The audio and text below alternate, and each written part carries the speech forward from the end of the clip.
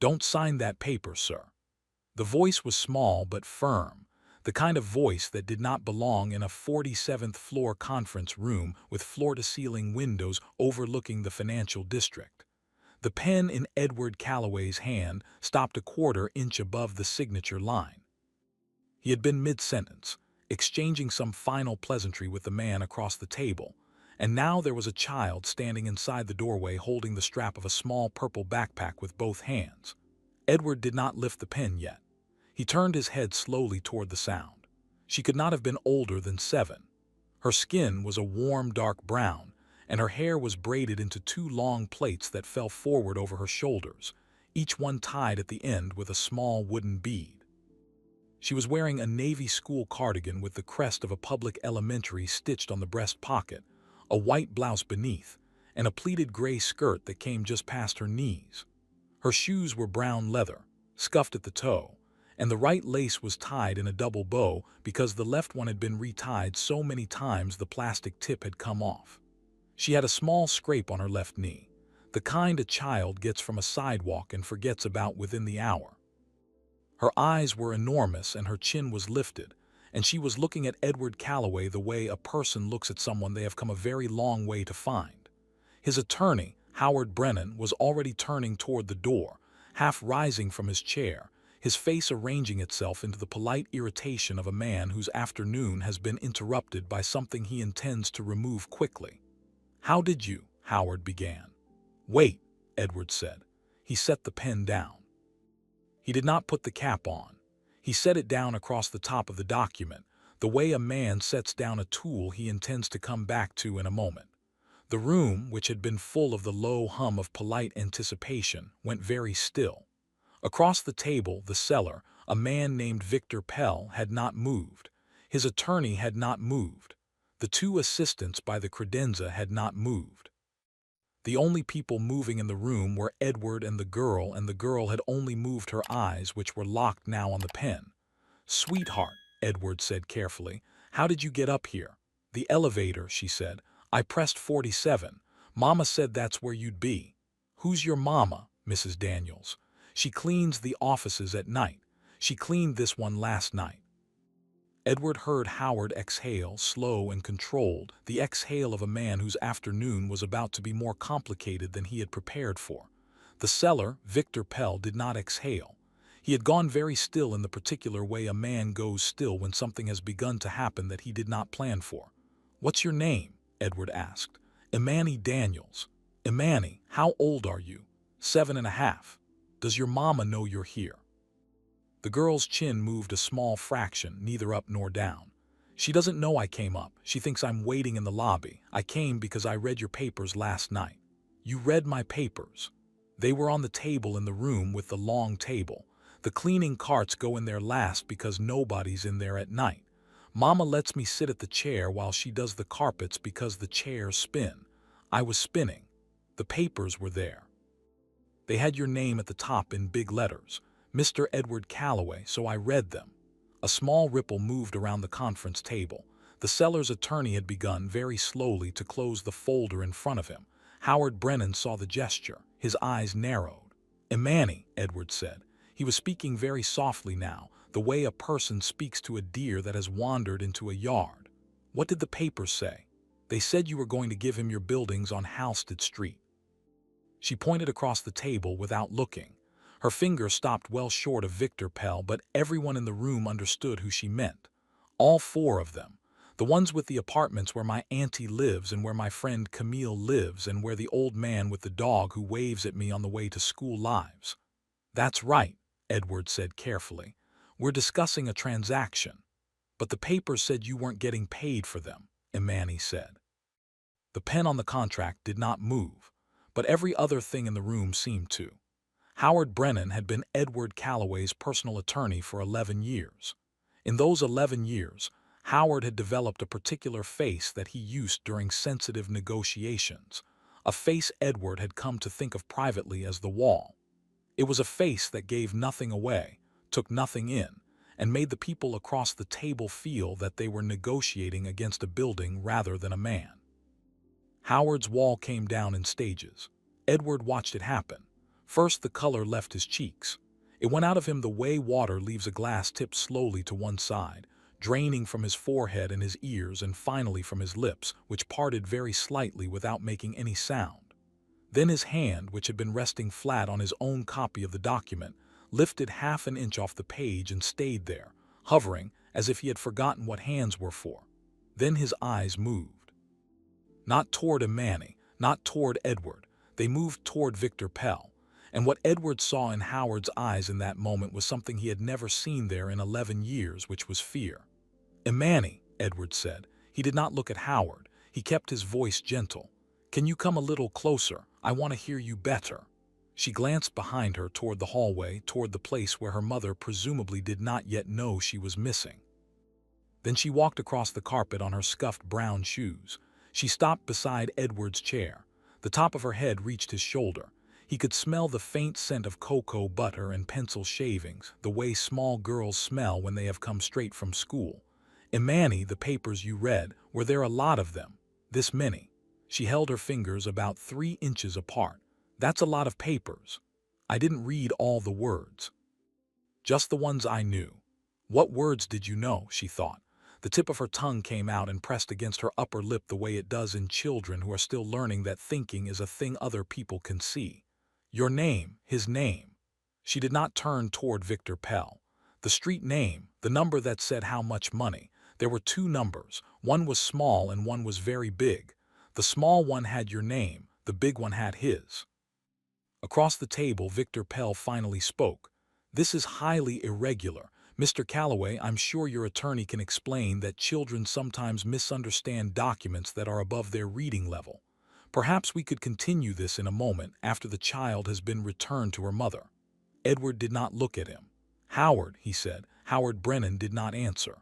"Howard," Edward said again. Howard's mouth opened. His tongue touched his lower lip.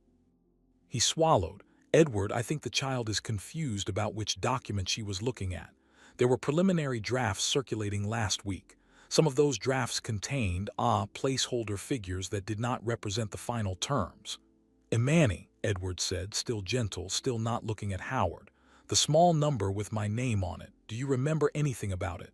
It had a 1 and then a dot. 1 dot. Then a 0. And another 0. Where was the big number?" "At the bottom, where his name was. It had a lot of zeros. I counted them. There were 8. Edward did the small math in his head. He did it twice because the first time it did not seem possible.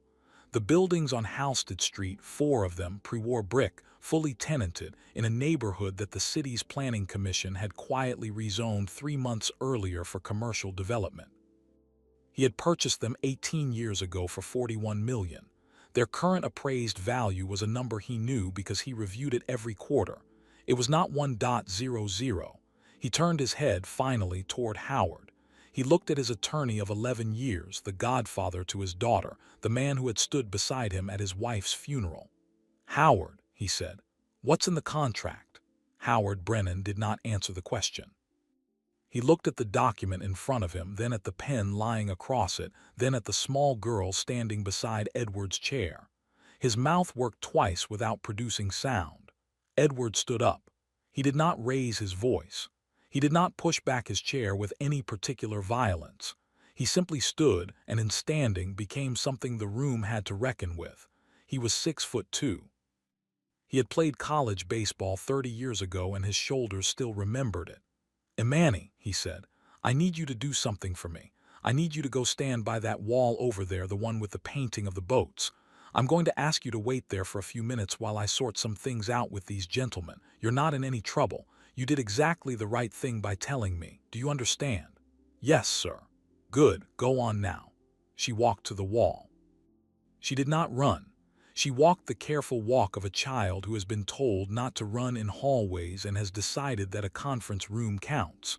When she reached the wall, she turned around and stood with her back against it, both hands holding her backpack straps, and watched.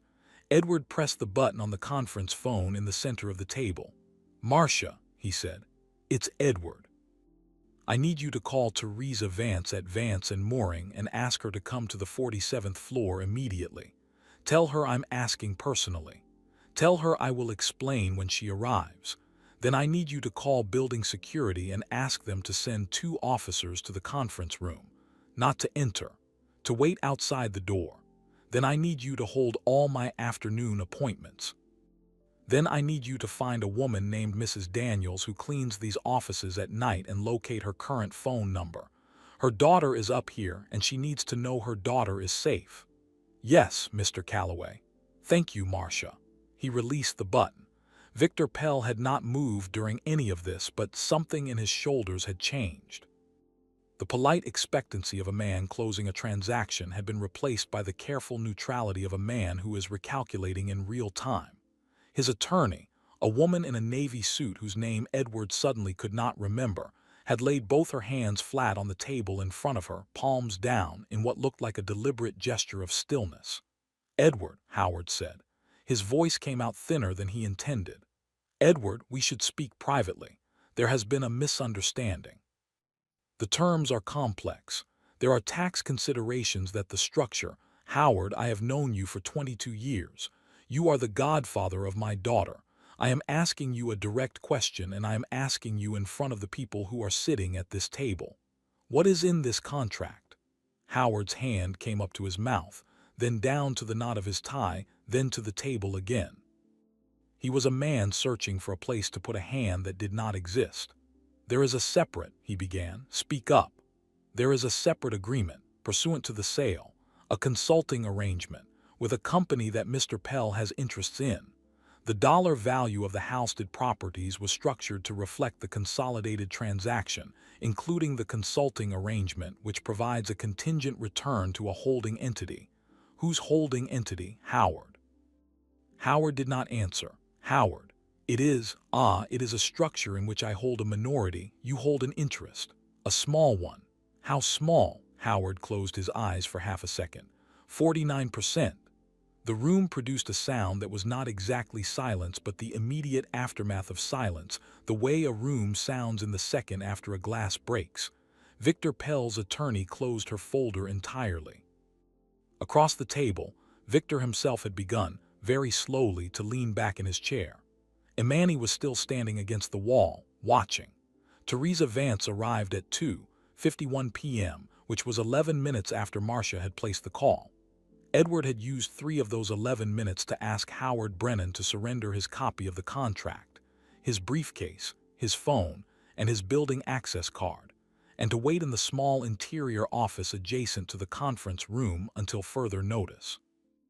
Howard had complied. He had not argued. He had walked to the small office with the careful, steady walk of a man who understands that his life as he knew it ended 6 minutes ago, and is trying to remember how to operate his legs without it. Edward had used the remaining 8 minutes to do 2 things. The first was to ask Marcia to bring a juice box and a small package of crackers from the executive kitchen for Imani, who was still standing against the wall but who had begun to shift her weight from foot to foot in the way of small children who are bored by adult tension. Marcia had brought apple juice and saltines on a small ceramic plate and had asked Imani, very gently, if she would like to sit in one of the soft chairs by the window. Imani had looked at Edward. Edward had nodded. Imani had taken the juice box and walked to the chair and climbed into it and disappeared almost entirely into its leather depths, the top of her head and the tips of her brown shoes the only parts of her visible from the conference table. The second thing was to look at Victor Pell across the conference table for a long, quiet moment and ask him whether he would like to leave now under his own power, or whether he would prefer to wait for the federal authorities Edward intended to call as soon as new counsel arrived. Victor Pell had said, very calmly, that he would like to leave now. His attorney had said that her client was leaving under protest and that any further communication should go through her office. She had given Edward her card. Edward had not taken it. She had laid it on the table. She and Victor had left. Teresa Vance came through the conference room door at 2:51. She was a tall woman in her early 50s with iron gray hair cut short and a tan trench coat she did not remove because she had not yet decided how long she would be staying. She had been Edward's outside counsel on 3 matters over the years, all of them complex, all of them one. Edward trusted her because she did not flatter him and because she had once told him in writing that a position he had taken on a regulatory matter was wrong, which had cost her a fee and had probably saved him $8 million. She looked at the conference room. She looked at Edward. She looked at the leather chair from which a small pair of brown shoes was protruding. She looked back at Edward. "Talk to me," she said. Edward talked to her. He talked for 4 minutes. He gave her the short, clean version, the version of a man who had spent 30 years summarizing complex situations for boards and bankers. The deal, the buildings, the structure, the disclosure that had not been made, Howard's interest, the child, the papers on the table. He did not editorialize. He did not name what he was feeling. He spoke in the past tense about events that had occurred 8 minutes ago because it was the only grammar available. Teresa listened without writing. When he finished, she said, "Where's Brennan?" "In the side office."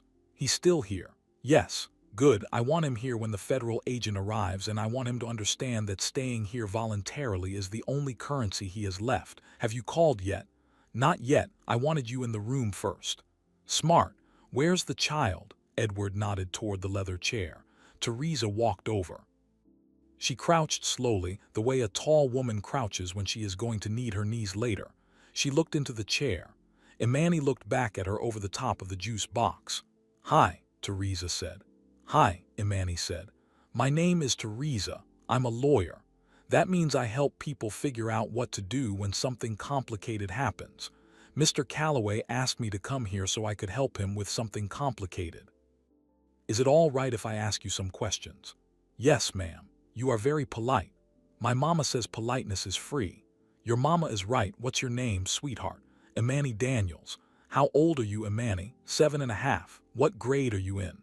"Second. My teacher is Ms. Akafor. She's from Nigeria. She has a map on the wall." Teresa wrote nothing. She kept her face exactly where it was, 3 feet from the chair level with Imani's, and she let the small girl talk. Edward had watched Teresa work before. He had watched her cross-examine men with private jets. He had never seen her crouched in a trench coat in front of a leather chair, and yet she was doing exactly the thing she always did, which was to make the person across from her feel that she had all afternoon and no other place to be. "Imani, last night when you were in the room with the long table, can you tell me what time it was?" "After dinner. Mama brings dinner in a plastic container and we eat in the room with the little kitchen.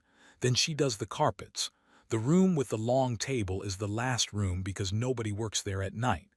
"What was on the table?" "The papers, a pen on top, a folder, a glass of water that was empty. The chairs were not pushed in. One chair was turned around like somebody got up fast." "Were the papers in the folder or out of it?" "Out." "They were spread, like someone had been reading them." "Yes, like that." "Imani, this is important. When you read your name, I mean Mr. Calloway's name, was it on the very first page or somewhere inside?" "The first page, in big letters. Then on a lot of the other pages too." I looked. His name was on almost every page." "Did you see Howard Brennan's name? The man who went into the little office?" "Yes, him." Imani thought. "I saw a name with an H. It was at the bottom of one of the back pages, in small letters, not like Mr. Calloway's name, small, in a different part of the page. In a different part, like a footnote. I don't know what a footnote is. Like a little note at the very bottom of the page in tiny letters." "Yes, like that." Teresa did not look at Edward, but Edward, standing 6 feet away with his hands in his trouser pockets, felt the temperature of her attention shift. She had just confirmed, from a 7-year-old, the existence of a disclosure buried in fine print at the bottom of a back page of a contract Howard had walked him through 48 hours ago for what Howard had described as a final read. "Imani, one more question and then I'll let you finish your juice. Why did you decide to come up here today?" The girl thought about this for a long time. She held the juice box very carefully on her lap with both hands, and she looked at the floor, then at the window, then at Edward, then back at Teresa. "My auntie cried last week," she said. "She came over for Sunday dinner and she told my mama that the man who owned her building was selling it and the new man was going to make everybody leave. My auntie has lived in that building for 12 years. She said 12 years. She said the new man wanted to put up something else. She didn't know what. She cried in our kitchen. I was at the table doing my homework. I heard her. Then last night I saw Mr. Calloway's name on the papers and I saw the street name. I knew the street name because that's my auntie's street, so I read what I could read. She took a small sip of juice. And then I told Mama I had to come to the building today after school because my class was doing a project, which was not true. She looked up at Teresa. I'm sorry I lied to my mama, she said. Teresa Vance, who had been a litigator for 27 years and was rarely surprised by anything that came out of any human mouth, took a slow breath through her nose and let it out through her mouth. Imani, she said, I am going to tell your mama myself that you lied, and I am going to tell her exactly why, and I am going to tell her that what you did took more courage than most grown people in this city have. I think she will understand. I think she will be proud. I do not think you should be the one who has to explain it. Is that all right with you? Yes, ma'am. All right, Teresa stood. Her knees clicked audibly in the quiet room. She turned to Edward. She said nothing for a moment. Then she said, Edward, a word. They walked to the far end of the conference room by the boat's painting. Teresa's voice when she spoke was very low. I'm going to call the field office, she said. Not the local FBI. There's a financial crimes unit that handles undisclosed counterparty interests in real estate transactions, and they have been quietly asking some of us in the bar about a pattern of these arrangements involving the same handful of buyer-side principals. Victor Pell is not a new name to them. I am going to say his name and Brennan's name in the same sentence, and I am going to watch what happens. Do it.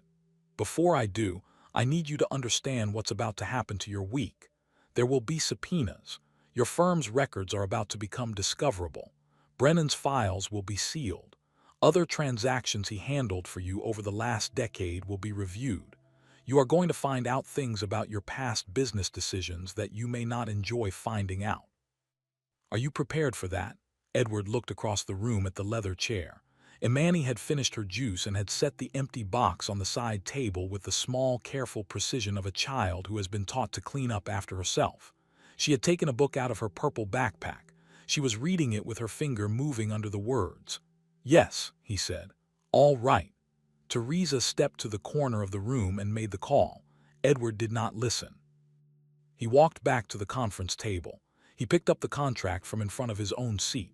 He turned to the last page where the signature line waited, clean and unmarked, the pen still lying across it. He picked up the pen. He capped it. He set it down beside the contract. Then he picked up the document with both hands and walked it to the leather chair and crouched, the way Teresa had crouched, slowly because his own knees were no longer young. Imani, he said. She looked up from her book.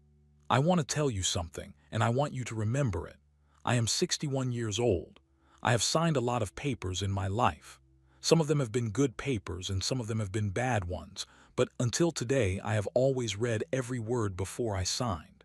Today, because I trusted somebody I should not have trusted as completely as I did, I almost signed a paper without reading it the way I should have. If you had not walked into this room when you did, I would have signed it. Do you understand what that means? She nodded slowly. It means I owe you something I cannot pay back with money. Do you understand that too? She thought about it. Then she said, Mr. Calloway, my mama is going to be very upset when she finds out I came up here. I know. Could you tell her I was good? Edward Calloway, who had not cried in public in 40 years, who had not cried at his wife's funeral because he had cried alone in the car beforehand, felt something move behind his eyes that he had to swallow back down before he could speak. Yes, he said. I will tell her you were very good. Marcia brought Mrs. Daniels up to the 47th floor at 3:32. Edward heard them in the hallway before he saw them. He heard Marcia's quiet, careful voice, and then he heard a woman's voice, sharp with the particular tightness of a mother who has been told that her child is safe and has not yet been able to see it with her own eyes. The door opened. Mrs. Daniels came in first. She was a small woman in her middle 30s, perhaps 5'3", wearing dark blue work pants and a long-sleeved gray shirt with the cleaning service logo embroidered on the chest. Her hair was pulled back into a low knot at the nape of her neck. She had the kind of tired around her eyes that does not come from a single bad night but from many years of nights, and yet her face when she came through the door was lit with something that was not tiredness at all. It was the alert ferocity of a mother who has not yet been allowed to touch her child. "Imani," she said. The leather chair erupted. Imani was across the room in 4 small running steps and into her mother's arms before Mrs. Daniels had fully stopped moving. Mrs. Daniels crouched. She held her daughter with both arms. She did not speak for several seconds. Edward saw her mouth move against the top of Imani's head, saying something he could not hear, possibly a prayer, possibly a private mother's word in a language that was just the two of them. Then she stood up, holding Imani's hand, and she looked at Edward Calloway. She did not say, "What is my daughter doing in your office?" She did not say, "How did this happen?" She looked at him with a steady, appraising look that contained no fear and no deference, only the careful weighing of a woman who has worked nights for years in buildings owned by men like him and has formed her own opinions about which of them are worth speaking to and which of them are not. "Mr. Calloway," she said, "Mrs. Daniels, my daughter came up here without my permission. I know. She is not in the habit of doing that. I want you to know that. She is a good child. She is not a child who wanders off. I know that too. Mrs. Daniels, would you sit down? I would like to explain what happened, and I would like to do it sitting, because what I have to tell you is something I'd prefer not to deliver standing in a doorway." Mrs. Daniels hesitated. Then she nodded once. She walked Imani to the leather chair and sat in the matching one beside it and pulled Imani into her lap. Imani disappeared into her mother's shoulder. Mrs. Daniels' hand came up to the back of her daughter's head and stayed there. Edward sat in the chair across from them. He did not sit at his usual end of the conference table. He sat in the soft chair facing them, close enough that they could see his face, far enough that they were not crowded. He told her. He told her in the same short, clean sentences he had used with Teresa, with the parts a mother needed to hear.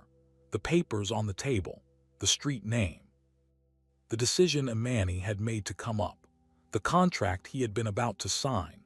The disclosure that had not been made. The attorney in the side office. The buildings on Halsted Street and what they had been about to become. Mrs. Daniels did not interrupt. She listened with her hand on the back of her daughter's head and her eyes on Edward's face. When he finished, she was quiet for a long beat. "My sister lives on Halsted," she said finally. "Yes. My sister and her 3 children. Yes. 12 years she has been in that building. I know, Imani told me." Mrs. Daniels closed her eyes for just a second. When she opened them, her voice was very even. "Mr. Calloway, what are you going to do about those buildings?"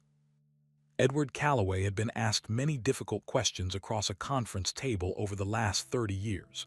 He had been asked them by reporters and by senators and by hostile boards and by his own wife in the final weeks of her life.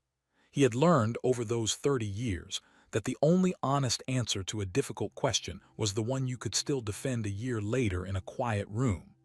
"Mrs. Daniels," he said, "I am not going to sell those buildings. Not to Mr. Pell. Not to anyone. Not for the foreseeable future. The acquisition we were closing today is dead as of the moment your daughter walked into this room. I am also going to instruct my management company, effective immediately, to halt any rent increases scheduled on those 4 properties for the next 24 months while I conduct a personal review of every lease in those buildings. I want to understand what people are paying. I want to understand what they can afford. I want to understand which of them have been there long enough that I have a moral obligation to them that the spreadsheet has not been telling me about." Mrs. Daniels did not react immediately. She watched his face with the same steady, appraising look. She was, he understood, deciding whether to believe him. "Mr. Calloway," she said, "I have heard wealthy men make speeches in rooms before. I have cleaned the rooms afterward. I have emptied the waste baskets where the wealthy men threw away the napkins they wiped their mouths on while they made the speeches. I'm not going to applaud a speech. I'm not asking you to. All right then.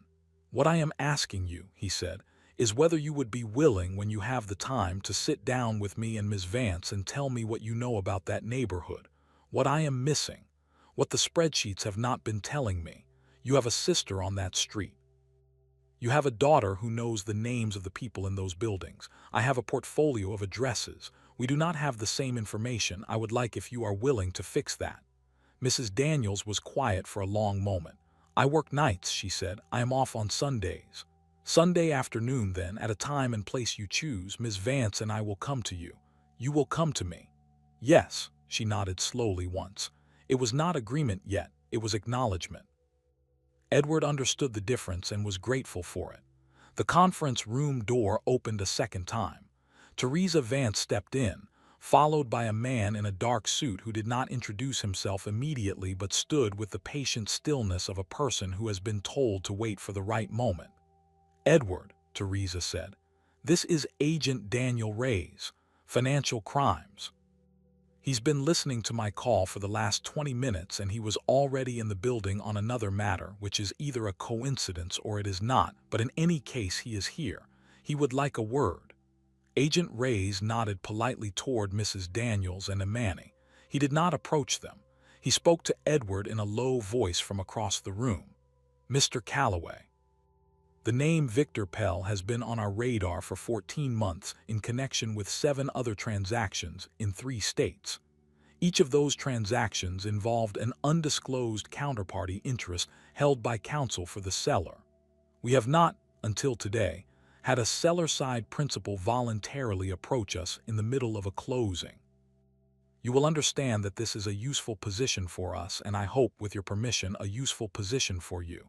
Agent Reyes, my attorney, will coordinate. Take whatever you need." "Thank you, sir. One question, if I may. Where is Mr. Brennan currently?" "In the side office. He has been there approximately 50 minutes. He has not used a phone." "Has he been told he cannot leave?" "He has been told he is welcome to leave. He has chosen to remain." Agent Reyes nodded slowly. "Smart of him," he said. "On balance." Howard Brennan came out of the side office at 4:11 in the afternoon, escorted by Agent Reyes and a second agent who had arrived during the previous 20 minutes. He did not look at Edward as he walked through the conference room. He looked at the carpet. His tie had been loosened. His suit jacket was folded over his arm. His briefcase was still on the conference table where he had set it down 2 hours earlier, and it would remain there because it now belonged to a federal warrant. He walked past the leather chair where Imani sat in her mother's lap. He did not look at her either. Edward thought, watching him pass, that there was a particular kind of cowardice in not looking at the child who had revealed you. He thought Howard was probably aware of this. He thought it would be one of the things Howard would have to live with, sitting in whatever room he ended up sitting in over the years to come. The door closed behind them. The room exhaled.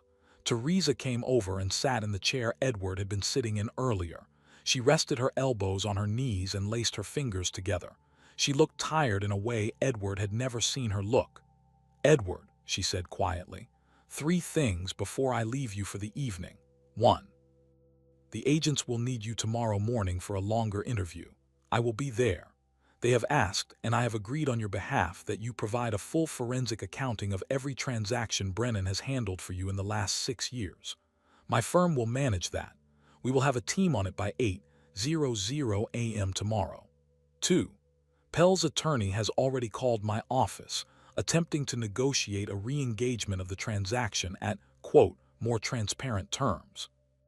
I told my paralegal to thank her for her call and to inform her that the deal is not merely off but that her client should expect a tort action by Friday. 3. She glanced at the leather chair across the room. Mrs. Daniels was speaking softly to Imani about something. Imani was nodding. 3, Teresa said.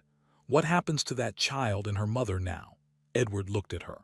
"What do you mean what happens? Nothing happens. They go home. They go on with their lives. I do not parachute into their lives. I do not become a story. That is not what I meant." "What did you mean?" "I meant, Edward, that there is a 7-year-old girl in this room who walked into a 47th floor conference room of a man she had never met and saved him from a transaction that would have cost him approximately $370 million on the back end and a significant portion of his reputation on the front end. There is no reasonable scenario in which you allow that child and her mother to leave this building tonight and simply return to a cleaning shift and a school morning as though none of this happened. That is not generosity. That is the bare minimum of decency. I am only mentioning it because I have watched you build a life out of refusing to be sentimental, and I want to make sure that in this one case, your habit does not become an obstacle." He looked at her for a long moment. Then he said, "Teresa, yes, I had already decided that. I was going to talk to Mrs. Daniels about it before they left. I was going to do it carefully because I do not want her to feel that I am buying anything from her, but I had already decided." Teresa nodded once. "Good. Then I have nothing further. Call me tonight if anything new happens. I will see you at 8:00 a.m. She stood. She put her trench coat back on properly, buttoning it from the bottom up the way she always did. She walked across the room. She stopped at the leather chair. She crouched once more. She said something quietly to Imani that Edward could not hear. Imani smiled at her, the first real smile Edward had seen on the girl's face since she had walked into the room 3 hours earlier. Then Teresa left. Edward sat down in the chair across from Mrs. Daniels and Imani. The conference room was quieter now than it had been at any point during the afternoon. Outside the windows, the light was beginning to soften toward evening, the gray of the financial district shifting to gold along the western edges of the buildings. "Mrs. Daniels," he said, "I would like to make you an offer. I would like to make it the right way. I would like you to feel free to refuse any part of it, and I would like you to know that nothing in this offer is contingent on anything else, including your willingness to sit with me on Sunday afternoon. Go on. There is a scholarship fund at my firm. It is small and it is administered quietly.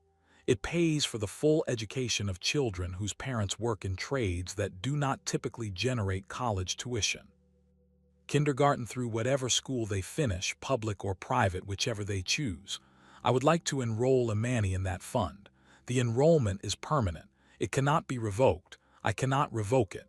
My estate cannot revoke it. It belongs to her." Mrs. Daniels did not speak. "I would also like to ensure," he continued carefully, "that the position you currently hold at the cleaning service is no longer the only option available to you. Not because there is anything wrong with that work. There is not. My own grandmother cleaned houses for 40 years, and I will not allow anyone to suggest in my hearing that there is anything wrong with that work, but because I think you should have a choice. There is a position open in the Building Services Management Office on the ground floor of this building. It is daytime. It pays approximately 3 times what you currently earn. The previous person held the position for 11 years before retiring last month. It has been open because we have not found the right person. I think you might be the right person, but I do not know you well enough to be certain, and I would not insult you by offering you a job you had not interviewed for. So what I am offering you is an interview. Next week, with the head of building services, who does not and will not know that I am the one who suggested it." Mrs. Daniels looked at him for a long time. Imani had fallen quiet in her lap, the way children quiet when they sense that an important adult conversation is taking place above their heads. "Mr. Calloway," Mrs. Daniels said finally, "why are you doing this?" "Because your daughter saved me from the worst mistake of my professional life. Because I have a daughter of my own who is 28 and lives in Boston, and who I have not been a good enough father to. And because I cannot fix that, but I can pay attention here. Because I have spent 30 years building a portfolio of buildings full of people whose names I did not know and whose lives I did not consider. And a 7-year-old just walked into my conference room and reminded me that those people have names. Because if I do not do something different starting today, the worst part of what almost happened today is not the money. It is that I would have deserved it." He stopped. He had said more than he meant to say. Mrs. Daniels looked down at the top of her daughter's head. She smoothed one of the braids gently with her thumb. She was quiet for a long moment. "I will think about the job," she said. "The scholarship you may set up tomorrow. I will not refuse my daughter a future on my own pride. Thank you. And on Sunday," she said, "you will come to my apartment 3 o'clock. I will make coffee. My sister will be there. You will meet her. You will listen to her." "Yes, ma'am," she nodded once. Then she stood, lifting Imani with her, and they walked out of the conference room together into the long gold light of the hallway. Edward Calloway sat alone for a long time after they had gone. If this story moved you, please like the video, share it with someone who needs to hear it today, and tell us in the comments where you are watching from. Subscribe for more stories about the quiet courage of children who see what the rest of the world refuses to look at, and the small moments that change the entire arc of a life.